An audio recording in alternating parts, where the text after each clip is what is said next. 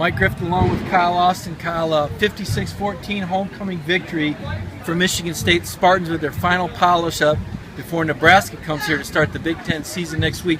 Mark D'Antonio wanted Jeremy Langford to have a big day, and Langford went for 137 yards. Yep, he had kind of been off and on, to start the season. Hadn't had a 100-yard rushing day. They wanted to get him 20 carries. They got that.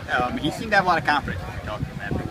Going into Nebraska, they're going to need him, and I think today was a good way to kind of get him jump-started.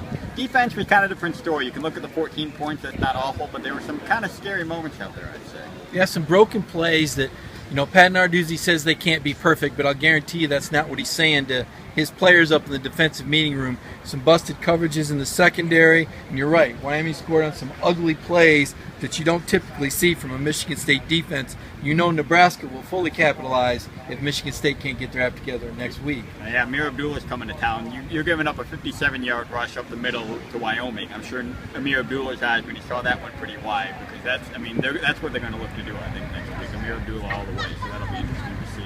Spartans got a lot more to work on. They did get Connor Cruz back. I think that's going to help the offensive line. But there were some penalties today that Mark D'Antonio and Dave Warner weren't happy with, Kyle.